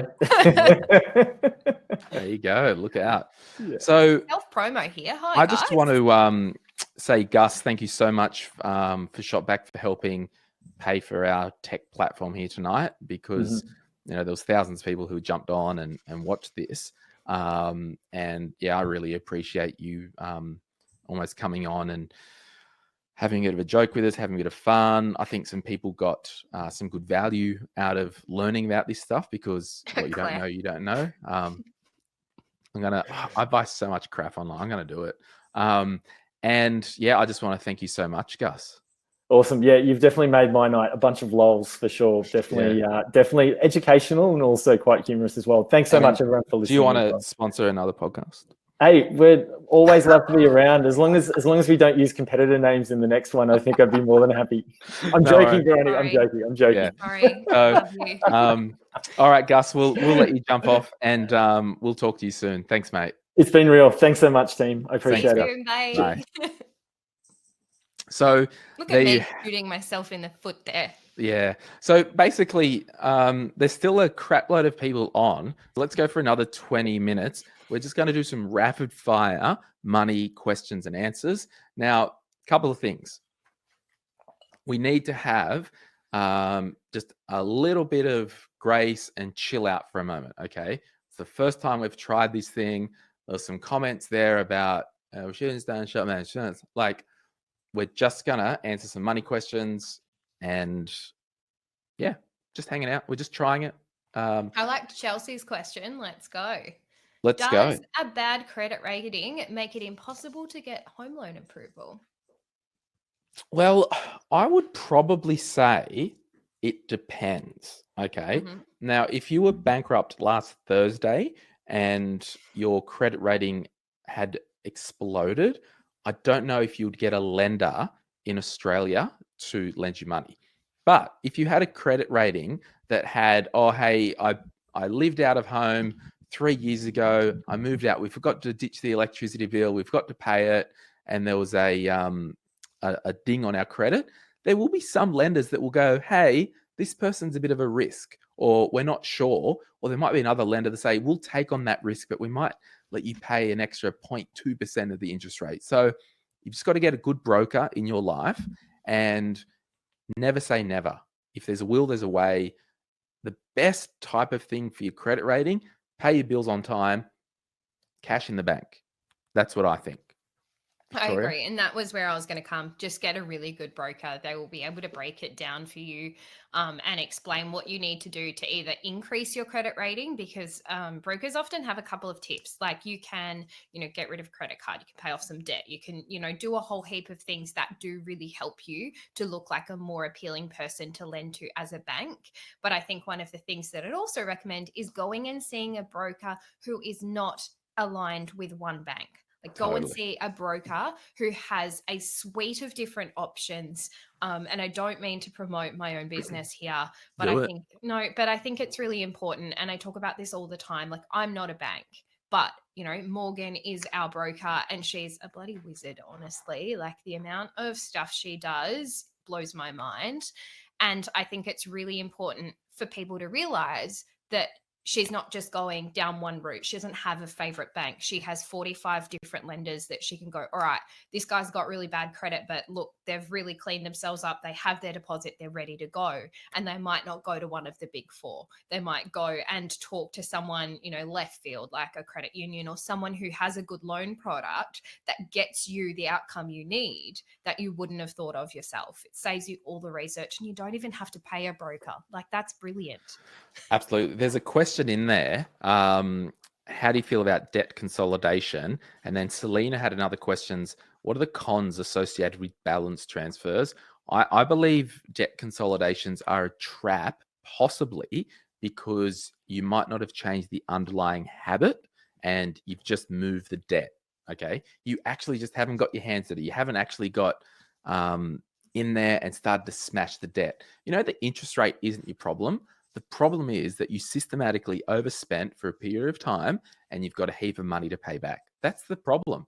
So what you need to do is focus on the person in the mirror, get intentional, get on a plan and start to smash your debt, okay? Because the risk is debt consolidation, balance transfers, you're just moving the debt. Now, Victoria, do you I want see to too many times people consolidating debt and then not smashing it off and then finding themselves in a position where that debt consolidation loan after 6 or 12 or 18 months actually has a higher interest rate than the credit cards they were paying before. So I think there are going to be a lot of people that go, oh, but I consolidated my debt and it was great. Great. If you can pay off your debt in that 6 months, get it, smash it, do it in that interest-free period. If you have even an inkling that you will not do that, go find a broker or someone who's able to help you get out of that debt, because you can't do that to get out. You're going to end up in a bigger hole.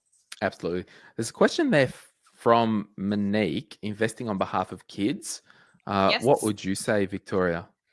Oh, it's completely, it's everybody has a different solution and there are a lot of solutions, and I obviously can't give financial advice because I am an advisor, but it's one of those things where you need to start looking into the time frame. How long are you going to be investing for your children? Is it for 10 years in advance? Is this child just been born? Are you talking about investing for education? Are you investing for their future family? Like what the purpose is, but then also looking at not just shares. Like a bond is often a really good option here because there's a whole heap of tax benefits, et cetera, associated with that. But then also it's a lot less complex. But it also depends on how much you're trying to invest for your kids. Are you investing $500 a month just starting now? Have you got a lot of capital to begin with? So Yeah, so I you've got a whole pod on this, don't you? Yeah, we last season we did Kids and Money part 1 and part 2. So it will be an episode from last year. We'll have a 2 in front of it. And yeah, we kind of did before kids and after kids. Now Everyone's like, Henry. I know. Now, Sandy, you're asking, Sorry. is it a bad idea to deposit? Can you clarify what you're actually asking? But for me personally, there we go. Is it a bad idea to deposit less than 20% for a home deposit as first home buyer in New South Wales? No personal debt, only HEX, and have 10% deposit for a $600,000 property. Okay. Victoria will answer that in a second, but just back to the kids. I don't have kids, but I've got niece and nephews. Now, I use an investment bond for me personally because it suits my situation. Now, the reason I did that was, number one, the bond sits out there in a separate account, and it's actually not even on my tax return. It's internally taxed at the company tax rate. So for me, it was out there. There was one less bit of paperwork that I had to do on my tax return. Number two, I think I put maybe $300 a month in each kid's account or something like that. So now, then on the bond, if I was to die, the bond, it's really good for estate planning. The kids are listed as the beneficiaries, and there's a note on the bond that says this money is intended for Grace. This money is intended for James and Jeffrey once they are 25 years old for the purchase of a home or to go towards a home deposit. Now, that's non-binding, but it would only transfer to them in the event of my death. Up until in 10 years, if I haven't died, and I hope I haven't, the bond's still in my name with the kids as beneficiary. If one of those kids ends up in jail or addicted to heroin or something crazy like that, I can just remove their name from the bond so they won't get it. So I like it because there's a little bit of control. There's a little bit of estate planning. Yeah. So just talk to a financial advisor. Don't do drugs, kids. You won't get your inheritance from Uncle Glenn. That's right. Okay. Now, do you want to just answer the question, generally speaking, Victoria, that what was their name? Sandy said, is it a bad idea less than 20%? It's not necessarily a bad idea. I would always recommend more deposit is better. I also think it's really important to take into consideration that out of your deposit, your stamp duty gets taken out of that and any other costs associated with getting that mortgage. So it kind of decreases again. If you've got 10% of that property purchase price, you also need to pay stamp duty out of cash. That doesn't get built into the loan. So that's important to take into consideration. I don't actually know a lot about New South Wales and their rules and regulations. I would literally talk to a broker. Like, the best thing that you can do is talk to a mortgage broker. Talk to a mortgage broker, because they're going to tell you what you need to do. And a good mortgage broker will say, and guys, you don't need to be in a position where you are, right, I found my dream home, I want to talk to a mortgage broker. Like, talk to a mortgage broker when you're like, oh, I'd love to buy a property. What are my options? They will start a relationship with you, tell you where you can start. They'll give you a running track. They literally give you the track and they say, all right, when you've reached this goal, let me know, we'll get this loan. Here's what you need to do over the next 6 months to your budget. Just really tighten it up. Get rid of Uber Eats, because that's really, dragging down your ability to lend. Like, they are going to be your best friend in it, being able to purchase a home. So definitely have a chat to a broker, because they will know your situation far better than I will. Yeah, and I don't necessarily. So, full disclosure, the first home that I purchased, I didn't have a 20% deposit. Awesome. I think I paid $15,000 in mortgage insurance. Now, a couple of reasons. I could have saved the $15,000 of lender's mortgage insurance to make up that I didn't have the full 20% deposit. The reason I didn't, because my parents said, we'll go guarantor for you. That's not an issue. But I personally wanted to do it myself, and I didn't want to confuse their situation and make things unnecessarily complex for them, because I knew at some point they wanted to sell that house, and I just didn't want to drag my parents to the broker's office and sign and blah, blah, blah. So I elected to pay the mortgage insurance to get into the property. Now, the property, it was a good market. I made, for the first 3 years, the area that I purchased, it made 100 grand a year. So I got in at like the best time. So was it worth me spending 15 grand mortgage insurance in the right market? Absolutely. Because one, the market moved. Two, I didn't have to rely on my parents. And three, I could actually get in the property sooner, because it was important for me to get into that home, to be settled. I was running my own business. I didn't want to have to move and get evicted from rentals and all that stuff. So talk to a broker. They will tell you, hey, with this amount of deposit, we can get you in the property, but you'll have to pay this amount of mortgage insurance, and then you can just tweak it. Victoria, there's a question that's come up a little bit that I've tagged at the top. I think it was from Nathan. Yes. Can you see that there?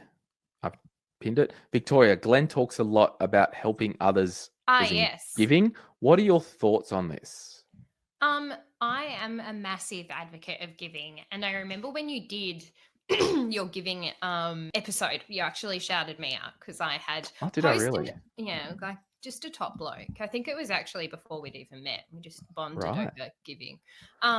But I am a massive advocate of, like, I call it philanthropy, but it's more about just giving more than you take. And this idea that, you know, the more that you give, the more comes back around to you. And it's a really weird circle. The more that I find I give, the more comes back. And like, I see that in my community. I see that in my family. I see that in everything. And I'm a big believer that, like, the greatest people in this world were all givers, not takers. Like, if you look at, you know, who has had the biggest impact, they weren't people who took. They were people who, you know, really gave and contributed to society. And I think that there's just this massive misconception that the person who owns the most ends up winning. And that to me is absolutely not the case. Like, I think that we can be generous with our time, with our money, with our knowledge, with our resources, with everything that we have access to. And for me, that, you know, more personally extends to a lot of the stuff that I do in my personal life. Like, I'm a mentor in 3 different organizations, and I'm the treasurer of TLC for Kids, a children's charity. Yeah, wild. Actually, like, massive shout out to TLC for Kids. They are so cool. Like, I feel like I cry every 2 weeks or so when I read the, like, board updates. I'm just like, this is so powerful. But it's one of those things where, yes, I'm a massive, like, giver per se, but it is absolutely not something that I think should be the forefront of the conversation that we have. It is something that I do because it is something I love, and I'm very happy to talk about it because I love the idea that this conversation could hopefully promote somebody else to also give, but I don't think it should ever be the defining factor of what I do. And you're a bit the same, Glenn. Yeah, I just think you know, you really, you can't give anything away. It always comes back. Giving for me, it's more about me and keeping me in check. And yeah, I just think the minute that I was actually thinking yesterday, weirdly driving along, if you can't think of the time at the top of your mind when you were last generous to somebody or some cause, there's a problem. And that's just my challenge. Love that. That's when so was the cool. last time I did something nice? And then if I can't think of one instantly off the top of my head, I know it's time to do something nice. And there's a huge amount of need at the moment. Like, I've just hang on, I dropped my pen. I've just supported some a thing called Meals of Hope, and I've given some money so we can buy meals for those in the community who might not get out at the moment during the lockdown. So you can do so much crazy stuff. So, but it doesn't always have to be about money either. Like, I think generosity is so underestimated. Like, people are like, oh, I just don't have enough to give. It's like, you have so much power. Like, you have the ability to give your blood. You have the ability to give your time. You have the ability to give compliments and lift someone up. Like, you never know how impactful your own words are. And I think that, you know, just be kind. Like, I talk about this all the time. Just be kind. It comes back around. Totally. Now, there's a question that I've pinned at the top. We'll make this the second last question. Christy says, best 3 quick tips for starting out in the share market in this current climate. Do you have 3 quick tips? I wrote some quick tips down. Oh, okay. Thank you for giving me a heads up. Well, I pinned it to Ever the so top. kind of I you pinned to it to really the just top. put me on the spot and you planned for it. 3 quick tips. Okay. Work out what you are going to contribute and work out how you're going to contribute it on a regular basis so you can take advantage of dollar cost averaging. Stop getting so worked up about which platform is right, what investment should I be buying, how does that work, like, oh, my friends with Raise, oh, someone else is using Comsec. Like, stop all of that and go back to your goals and your objectives and your risk profile and start having a look at the asset that you should be owning. Because as much as, you know, we talk about the best investment platform, it is not the best investment platform. It is the best investment platform for the person with that risk profile, with that ability to invest and those assets and requirements. So I think it is really important to really just go back to what you're doing. How much are you contributing? Where are you going to contribute that? And then work out where you're going from there. Like, are you a conservative investor or are you a really aggressive investor? And that will determine what types of assets need to make up your investment portfolio. And then from there, it was meant to be 3 quick tips. I'm really not taking that on board, but what if I do what I want?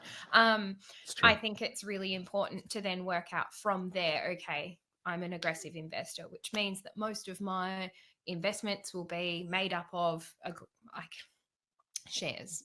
I'm probably not going to go get a term deposit because that's not in line with my risk profile.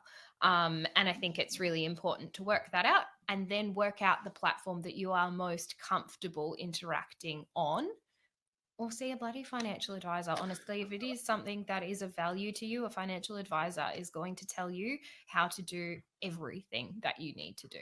Totally.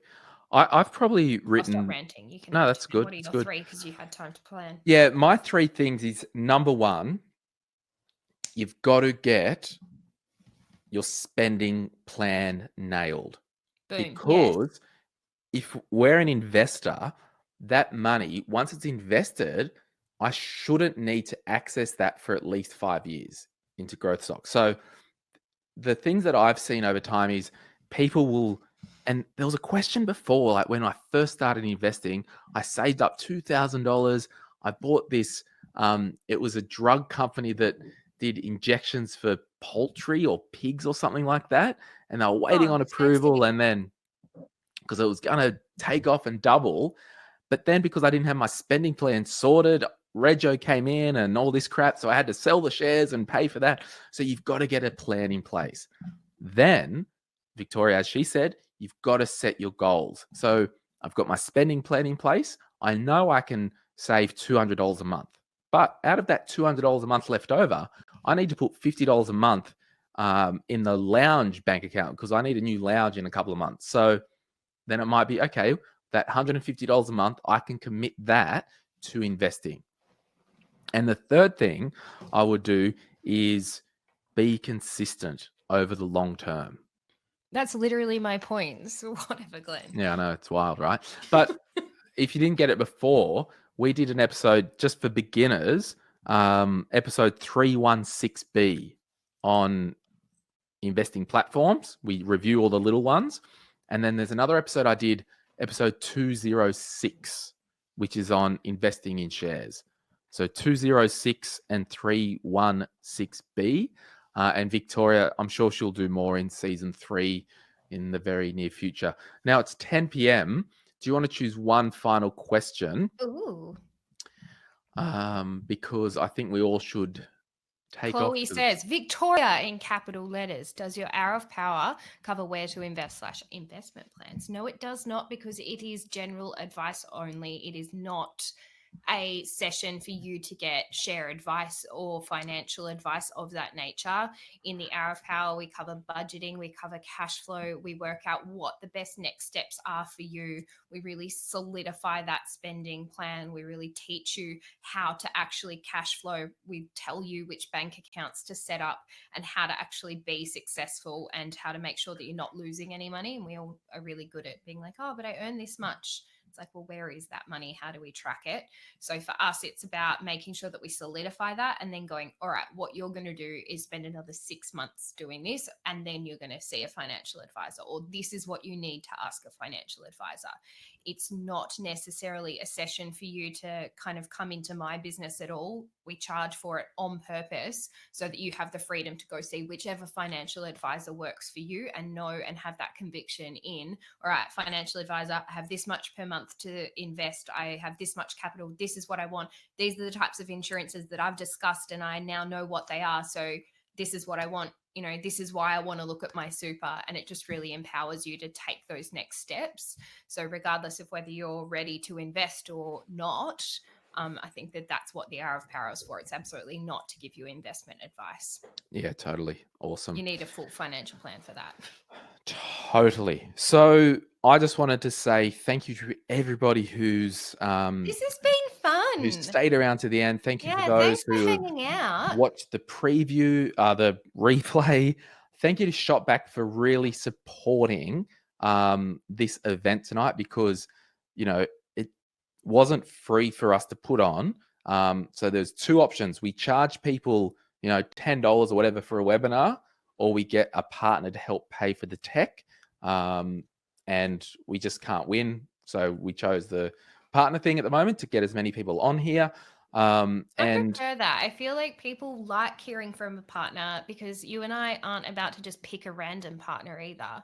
Like, we picked someone that we're like, yeah, we really like them. That's cool. We'd love to partner with them. So it's kind of best of both worlds. Yeah, totally. And we will send out a review thing tomorrow when I send out the replay link, and we'll put the replay link in the Facebook groups as well. But do give us your feedback. I mean, you're going to send out a link for some feedback, aren't you? Yes. And I think, like, we know the things that need to be better. Okay. We totally know. We just tested it. We're on top of it, but feel free to point those things out.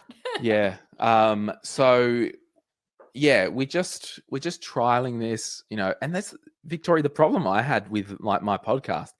50% of people are like, oh, we're here for the banner, stay for the financial advice, or here for the financial advice, stay for the banner. You know what I mean? Like, it's just really hard to please everybody, but we will. You can never be everything to everybody. That's all right. Yeah, that's all right. But we love you, we value you, and we thank you so much. And thank you, ShopBack. Thank you, Victoria. I'm going to press hang up soon. There's a bit of a delay, so you just kind of wait. So yeah, see you guys soon. Have fun. Bye. Bye. What do we do? Turn it off. You're a nimwit. All right. I'm still standing. Well, there's just a delay, so I kind of like. Well, when you I haven't got it, and now everybody's like, "Bye," and we're like, "Hey." I no, like, because when I tried this now everybody else is off. We can have our personal conversation. Yeah, that's right. Yeah. Okay. So real talk, guys. No. The reason I did it because the other day. So now the real financial tips. Yeah, that's right. Buy gold and Bitcoin and precious metals. No, that's a joke. James, Tim says this is the after party. Yeah, totally. No, literally, we just can't escape. No, but I hung up the other day. Turn it off? We do it now. Okay, bye. See ya.